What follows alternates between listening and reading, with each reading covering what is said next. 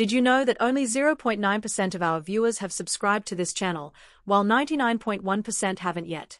If you enjoy staying updated on the latest Australian and global news, please hit the subscribe button and turn on the notification bell. Your support helps us bring you more insightful updates.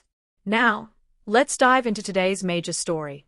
Australia could be facing significant tariffs from the United States following a controversial decision by Prime Minister Anthony Albanese's government. This decision, which has drawn backlash from Donald Trump's team and criticism from Elon Musk, revolves around Australia's aggressive stance on social media platforms.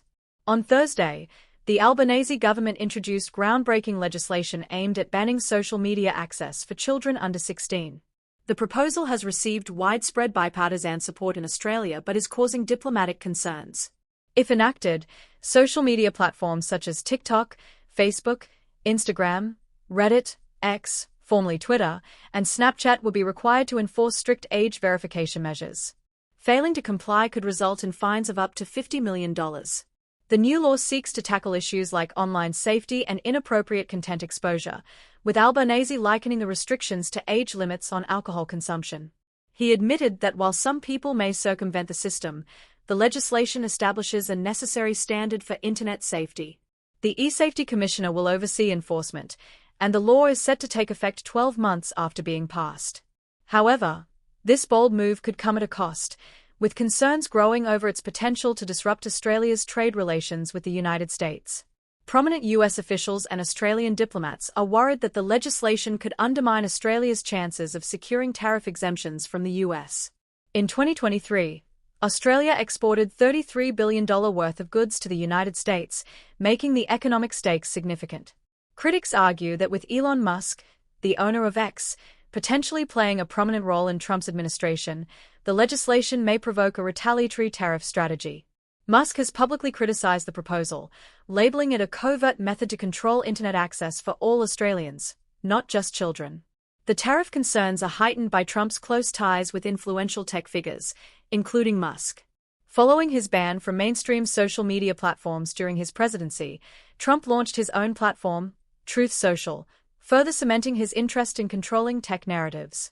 His economic agenda, centered on tariffs and tax reforms, suggests a potentially tough stance against nations introducing restrictive measures like Australia's. Australia is no stranger to pioneering tech regulations. In 2021, former Prime Minister Scott Morrison introduced laws compelling tech giants to negotiate payment agreements with local news organizations. While some companies, like Meta, withdrew from these arrangements, the Albanese government continues to pursue initiatives to engage tech firms. Recently, a parliamentary proposal suggested imposing a levy on platforms like Meta and Google to fund local journalism. These moves, while innovative, risk alienating powerful tech allies and international partners. Adding fuel to the fire is Trump's economic agenda, spearheaded by his key appointments. Billionaire Scott Bessent has been nominated as Treasury Secretary, signaling a strong focus on tariffs and tax cuts. Bessent, a Yale alumnus and former chief investment officer at Soros Fund Management, is a staunch advocate for American energy dominance, deregulation, and addressing the federal deficit. In a recent Wall Street Journal article, Bessent defended tariffs as negotiating tools to ensure fairness in trade relations. With his influence over the Treasury Department, Bessent is expected to play a pivotal role in shaping U.S. trade policies, including potential tariffs on Australia.